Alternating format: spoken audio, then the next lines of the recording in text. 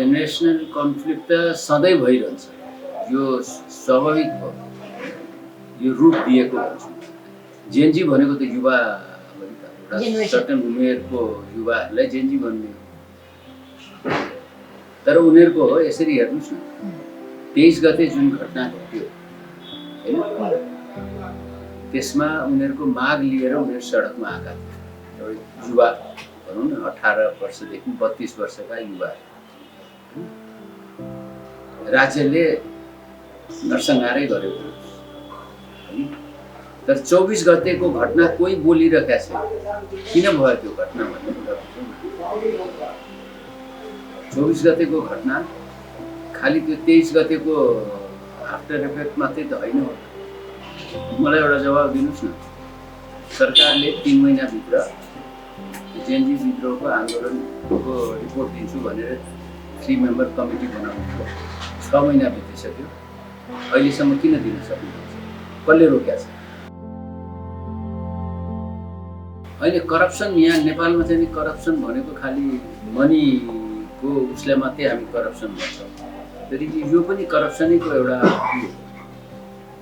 Part हो। सुशासनको पार्टमा त करप्सनै हो, सुशासन त भएन। 3 महिनाभित्र थिएन भने 15 दिनभित्र थप्नु पर्यो, 6 महिना किन लाग्यो? हेर्नुहोस्, निर्वाचन प्रणाली नै हामीले यस्तो बनाएको छौँ कि कुनै पनि राजनीतिक दलको बहुमत आउँदैन। त बहुमत नआइसकेपछि एबीसीडी पार्टीहरू भए, ए र बी मिल्नु पर्यो, ए र सी मिल्ला, बी र सी मिल्ला या डी मिल्ला, यसरी गरेर सरकार बन्ने। अनि हुन्छ कसरी? संविधानैमा सुधारहरू त गर्नु पर्यो। संविधानमा केही कुराहरू सुधार गर्नुपर्ने आवश्यकता छ, त्यो वास्तविकता हो, गर्नै पर्छ। र हाम्रै संविधानमा एउटा लेखेको छ 10-10 वर्षभित्र तपाईँको पुनरावलोकन गर्नुपर्छ भनेर, गर्नु पर्यो। अघिल्लो सरकारले पनि गरेन, कमिटी गरेको थियो त्यो सरकारले पनि, नारामा मात्रै सीमित थियो, नारामा मात्रै सीमित हो त्यसलाई। अब यो सरकारले, अब बन्ने सरकारले गर्नु पर्यो। तर संविधान संशोधन भन्नुहोस्, सुधार भन्नुहोस्, पुनरावलोकन भन्नुहोस्, जे वर्ड जे दिनुहोस् तपाईँ, त्यो गर्नको लागि त तपाईँको राजनीतिक दलहरूको एउटा बेसिक अन्डरस्ट्यान्डिङ भएन भने कसरी हुन्छ? एक्का रहोस् एउटा कुरा, अप्पर हाउसमा नेपाली कङ्ग्रेस लार्जेस्ट पार्टी छ भन्ने कुरा एक्का रहनु पर्यो। सबै राजनीतिक दलहरूले त्यो बुझ्न जरुरी छ। संविधानमा संशोधन गर्नको निम्ति राजनीतिक दलहरूको सहमति हुन जरुरी छ। नेपाली कङ्ग्रेसको सहमति बिना त्यो सम्भव छैन भन्ने होइन। नेपाली कङ्ग्रेसभित्र त मैले त स्पष्ट बोली नै राखेको थिएँ, विशेष अधिवेशनमा जाउँ, तर विशेष अधिवेशनको नेपाली कङ्ग्रेसको विधानमा व्याख्या छैन। खालि के भनिएको छ भने 40%ले माग गरेको खण्डमा विशेष अधिवेशन 3 महिनाभित्र गर्नुपर्ने छ, बाध्यात्मक छ त्यो होइन। म चाहिँ के भन्दै थिएँ भने नेपाली कङ्ग्रेसलाई बचाउनु छ, डिभिजन नहोस् भन्नको निम्ति विशेष अधिवेशन हुनुपर्छ, तर त्यो विशेष अधिवेशन सेन्ट्रल कमिटीले डिसिजन गरोस् र कार्यविधि पनि बनाइदियोस्। अब कार्यविधि पनि बनेन, सेन्ट्रल कमिटीले डिसिजन पनि गरेन भनेपछि अहिले के छ त पोजिसन? अहिले त अब बनिसक्नु, अब गगनजी सभापति हुनुहुन्छ, पदाधिकारीहरू बनिसक्नु भएको छ, सक्यो।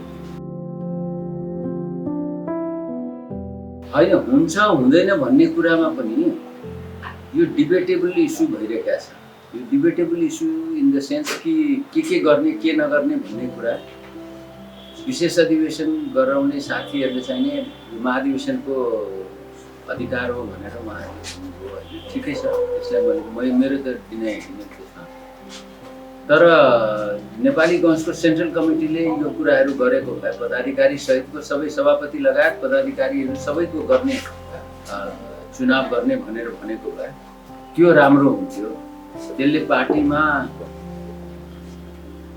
जुन त्यो बेला तिक्तता भयो नि, त्यो तिक्तता हुँदैन थियो। विशेष अधिवेशन मेरो त क्लियर थियो, विशेष अधिवेशन तपाईँको सेन्ट्रल कमिटीले डिसिजन गरोस्। सिग्नेचर क्याम्पेनिङ गरिसकेपछि सिग्नेचर शनाखत गर्ने भन्ने पनि त एउटा ग्रुप आयो नि। सिग्नेचर शनाखत गरेको भए के हुन्थ्यो भने पार्टी फुट्थ्यो। पछिसम्म पनि सिग्नेचर शनाखत गरौँ भन्ने ग्रुप त थियो नि त, एउटा ग्रुप त थियो नि। त्यसलाई कसले रोक्यो? मैले रोक्या हो नि त। दोस्रो कुरा, मैले जोइन्ट प्रेस कन्फरेन्स गर्नु भने म गर्दिनँ। म आफ्नो प्रेस रिलिज गर्छु, तपाईँहरू आफ्नो गर्छु, जे गर्नुहुन्छ गर्नु। मैले आफ्नो प्रेस रिलिज गरेँ, उहाँहरूले गर्नु भएन होइन। किनभने मैले एउटा बाटो लिएको छु, त्यो बाटोमा म अडिट छु। त्यो बाटोलाई कसैले भन्ला शेखर कमजोर भयो भनेर म कमजोर भएको छु। यो इतिहासले बताउँछ शेखर कमजोर भएको होइन, शेखरले लिएकै बाटो छ। लामो इतिहास हुन्छ नि, नेपाली गजको लामो इतिहास हुन्छ, लेखिन्छ होला नि। तपाईँहरू जस्ताहरूले लेख्नु होला नि त, हिस्टोरियनहरूले। कति हिस्टोरियनले भन्ला नि कि शेखर कमजोर भयो भने, कतिले भन्ला शेखरले ठिक डिसिजन लिएको थियो। यो म 10 वर्षदेखि बोल्दैछु, आजदेखि बोले होइन। तपाईँहरूको मिडिया पनि भने होला, अरू मिडिया पनि दिए होला, संसदमा पनि बोलेको छु, सडकमा पनि बोलेको छु। सबभन्दा इम्पोर्टेन्ट कुरा ट्रान्सपरेन्सी। इन्ट्रेस्टिङ हो बताउँ, अहिले वित्तीय आयोगले एउटा रिपोर्ट दिएको छ। त्यो त संवैधानिक आयोग हो नि। कसलाई दिया छ? राष्ट्रपतिलाई दिया, मलाई दिया त होइन। के छ त्यसमा? महानगरपालिकाहरू। विराटनगर महानगरपालिका इज द बेस्ट महानगरपालिका in the country out of 6। तर उहाँहरू पत्याउनु। मैले किन भनेको भने, किनभने ट्रान्सपरेन्सी छ भनेर भनेको छ। आर्थिक अनुशासन भनेको छ, जवाबदेही भनेको छ, र जति अनुदान पाएको छ त्यो अनुदानलाई प्रपरली युटिलाइज गरेको छ भनेर उसले रिपोर्ट दिएको छ। विराटनगरको माने प्रेसले त्यसलाई इग्नोर गर्छ। इग्नोर भन्छु म यसलाई। विचित्र छ। र सबभन्दा फेच्चा को छ थाहा छ? काठमाडौँ महानगरपालिका। मैले दिया रिपोर्ट होइन, this is not my report, this is the report given by वित्तीय आयोग to president of the country. अनि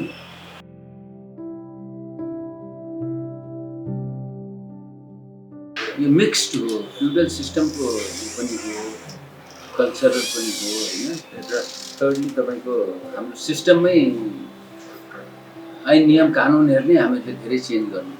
तपाईँले सम्झिनुहुन्छ कि सम्झिनुहुन्न, कुलिङ पिरियड भन्ने एउटा शब्द मैले क्वाइन गरेँ होइन। कुलिङ पिरियड भन्ने शब्द सबै थाहा नै छ। तर संसदमा सडकमा उठाउने पहिलो व्यक्ति मै। त्यो कसलाई भने, रिटायर्ड हुने बित्तिकै कर्मचारी आज रिटायर भयो, भोलि उनीहरूलाई संवैधानिक आयोगमा लग्ने जुन बनाएको थियो नि, त्यो हुन हुँदैन भन्ने होइन। त्यो हामीले गर्दै गर्दै बडा अप्ठ्यारो भएको थियो। संसदमा हुँदाखेरि एकदम भन्न त हुँदैन, तत्कालीन सरकारले एक्सेप्टै नगरे हो नि सुरुमा। र मुख्य सचिव त फाइल लिएर हिँड्दै हुनुहुन्थ्यो चारैतिर, यो गर्न हुँदैन भनिकन के। तर हामीले मानेनौँ, सांसदहरूले मानेनौँ। अनि हामीले अरू देशको पनि हेऱ्यौँ, अरू देशमा पनि रहेछ। माने डेमोक्रेटिक कन्ट्रिजहरूको कुरा गरे भने त्यहाँ पनि रहेछ कुलिङ पिरियड। कहीँ 3 वर्ष छ, कहीँ 2 वर्ष छ, कहीँ 1 वर्ष छ। मैले त अझ 3 वर्ष राखौँ। त्यसपछि पास गर्ने भनेर सबै भयो। जेएनजीको ठ्याक्क 23 गते विद्रोह हो। त्यसपछि अहिले त संसदमा त्यो हुने गयो, फेरि सुरु गर्नु पर्ला। डेमोक्रेटिक इन्स्टिट्युसन्सहरूमा जो जान्छ नि, ऊ कतिको इमान्दार छ भन्ने कुरा इम्पोर्टेन्ट। कतिको पिपुल सेन्ट्रिक छ भन्ने इम्पोर्टेन्ट। नेपालमा पार्लियामेन्ट्री सिस्टम अफ डेमोक्रेसी छ। अब यो पार्लियामेन्ट्री सिस्टम अलिकति अब यसलाई कसैले सुधारिएको भन्छ, कसैले के भन्छ होइन। सो अलिकति पार्लियामेन्ट एकदम एक्ज्याक्टली त्यो पनि छैन। किनभने पार्लियामेन्ट्री सिस्टम अफ डेमोक्रेसीमा prime minister is the soul हुन्छ। उसले डिजल्भ भन्यो भने डिजल्भ हुन्छ।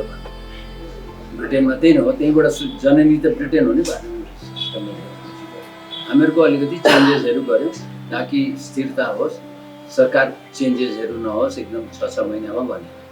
तर त्यो नहुने रहेछ। जतिसुकै हामीले कोसिस गरे पनि 6 महिना 1 वर्षमा चेन्ज भइरहेको। पार्लियामेन्ट्री सिस्टम अफ डेमोक्रेसीमा पार्लियामेन्ट्री सुपरमेसी पनि हुन्छ भन्ने कुरा बुझ्नु पर्यो। We are not communist party. Nepali Congress communist party होइन। हामीहरूले संसदीय सर्वोच्चतालाई एक्सेप्ट गरेर हिँडेका छौँ। संसदीय सर्वोच्चता, माइन्ड द्याट वर्ड। त्यो शब्दलाई हामीले लिनु पर्यो। संसदीय सर्वोच्चतालाई गरेपछि संसदीय दल जब बन्छ, जतिजना जित्छौँ हामी प्रत्यक्ष र समानुपातिकबाट, उसबाट चुनिन्छ नेता, अनि त्यो नेता बन्ने हो संसदीय दलको नेता। हामी कम्युनिस्टहरू होइन जो कि पार्टीले लादिदियो। That is the difference. Basically Nepali Congress is a democratic party. Parliamentary सिस्टममा हामी विश्वास गर्छौँ। पार्लियामेन्ट्री सिस्टममा विश्वास गर्ने भएकोले संसदीय सर्वोच्चतालाई हामीले मान्नै पर्छ। मान्दिनँ भनेर कसैले भन्छ भने त्यो एक्सेप्ट हुँदैन।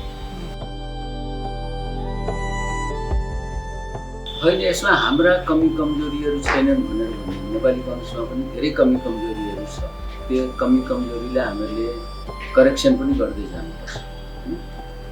तर डेमोक्रेसीको निम्ति जब नेपालमा डेमोक्रेसी खतरामा भएको छ, त्यो 7 सालदेखि अहिलेसम्म आजको दिनसम्म नेपाली कांग्रेसै अगाडि आएको हुन्छ, कोही अरू पार्टी आएको हुँदैन।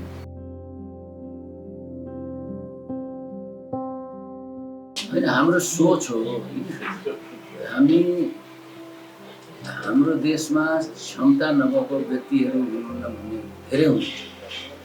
अल आर भने ब्रिलियन्ट पिपुलहरू। नम्बर 1। नम्बर 2, हामीसित एभाइलेबल रिसोर्सेसहरू पनि छ। I'm not talking about money, रिसोर्सेसहरू छ। त्यसलाई हामीले प्रपरली युटिलाइज गर्न सकेका छैनौँ। रिसोर्सेस होइन। म बिपीलाई सम्झेर म भन्दैछु। बिपीले के भन्नुभएको रहेछ भने हामीहरू धेरै यो विश्व समुदायसित ग्रान्ट मागेर, लोन मागेर हामीले धेरै गर्न हुँदैन। हामी आफ्नै खुट्टामा उभिने प्रयास गर्नुपर्छ।